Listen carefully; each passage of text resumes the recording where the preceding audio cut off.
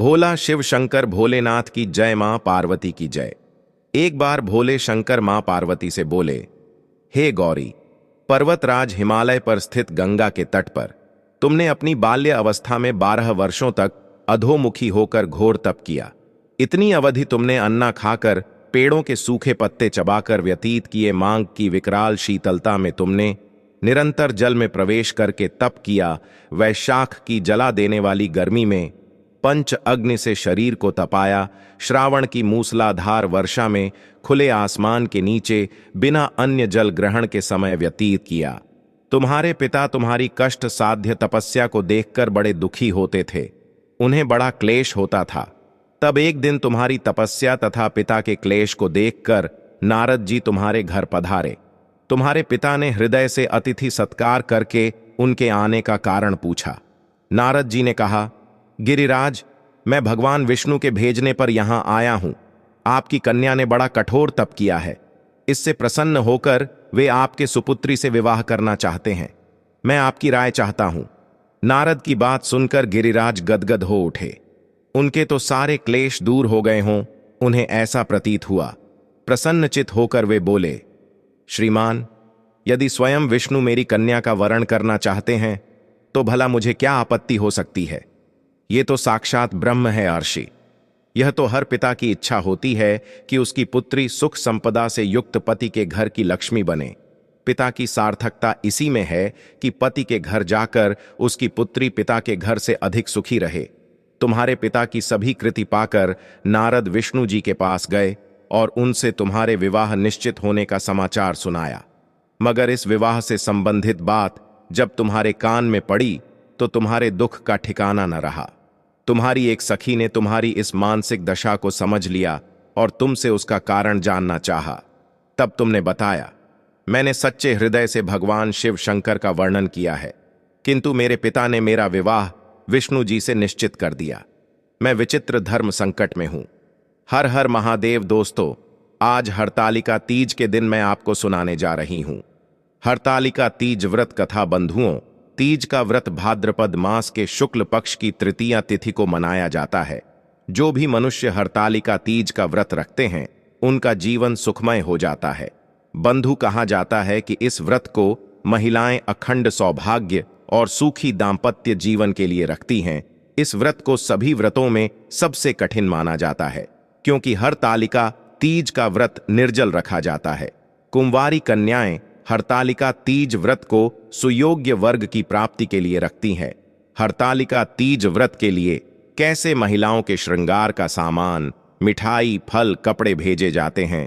बंधुओं, जो भी महिलाएं हरतालिका तीज व्रत रखती हैं उनके पति की आयु लंबी होती है और कुंवारी लड़कियों को सुयोग्य वर की प्राप्ति होती है। संतान सुख भी इस व्रत के प्रभाव से मिलता है। बंधुआ, हरतालिका तीज के दिन श्री गणेश, भगवान शिव और माता पार्वती की पूजा का विधान है। सबसे पहले मिट्टी से तीनों की प्रतिमा बनाई जाती है और भगवान गणेश को तिलक करके दुर्वा अर्पित की जाती है। इसके बाद भगवान शिव को फूल, बेल पत्र और शमी पत्र अर्पित किए जाते हैं। माता पार्वती को श्रृंगार का सामान अर्पित किया जाता है। गणेश जी, पार्वती जी और शिव शंकर भोलेनाथ को वस्त्र अर्पित किए जाते हैं और फिर हरतालिका तीज व्रत की कथा सुनी जाती है। इसके बाद श्री गणेश जी की और भगवान शिव और मां पार्वती की आरती की जाती है। साथ ही भोग लगाया जाता है। दोस्तों, अब मैं आपको सुनाने जा रही हूं हरतालिका तीज व्रत कथा। क्या करूं? प्राण छोड़ देने के अतिरिक्त अब कोई भी उपाय शेष न बचा। सखी बड़ी ही समझदार और सूझबूझ वाली थी। उसने कहा, सखी, प्रांत त्यागने का इसमें कारण ही क्या है? संकट के मौके पर धैर्य से काम लेना चाहिए।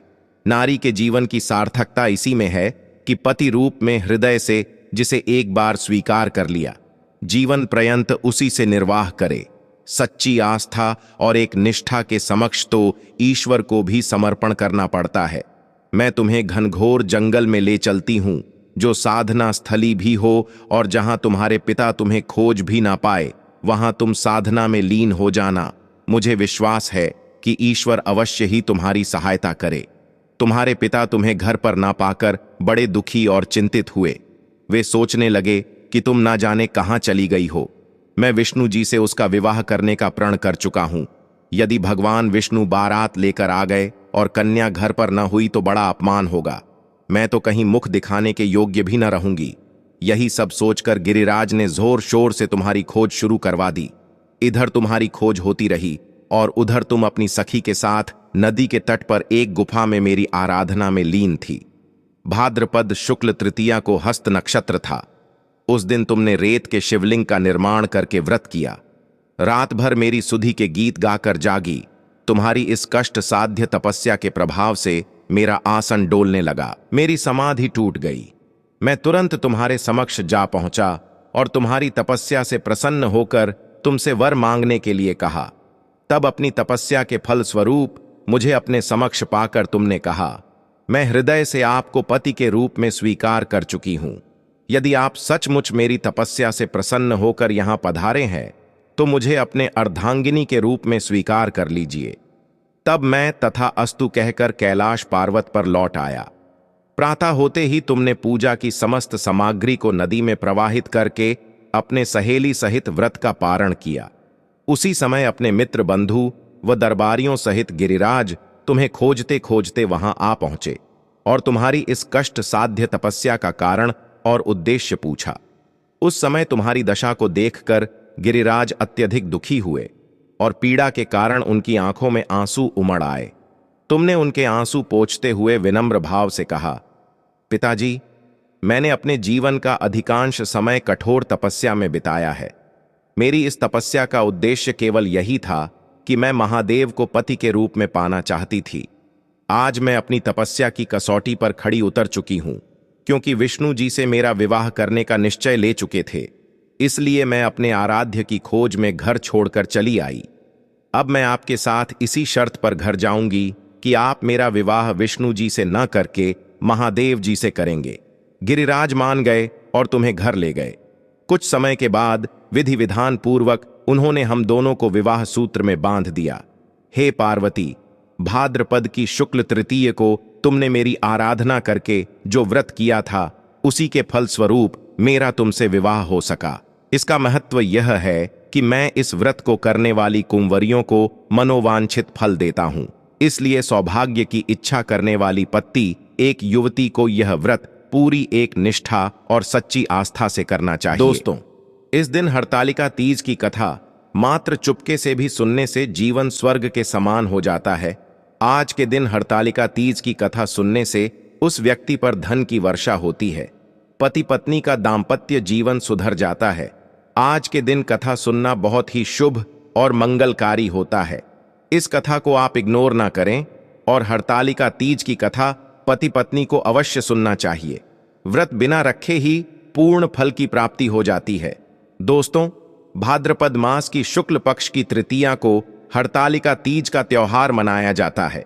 इस दिन सुहागिन महिलाएं पति की लंबी उम्र के लिए व्रत रखती हैं। सबसे पहले इस व्रत को माता पार्वती ने भगवान शिव के लिए रखा था। दोस्तों, विधि विधान पूर्वक और पूर्ण निष्ठा से इस व्रत को करती हैं, वो मन चाहे वर को प्राप्त करती हैं। साथ ही यह पर्व दाम्पत्य जीवन में खुशी बरकरार रखने के उद्देश्य से भी मनाया जाता है। दोस्तों, इस दिन अगर आप व्रत भी नहीं रखते हैं तो हरतालिका तीज की कथा अवश्य सुने।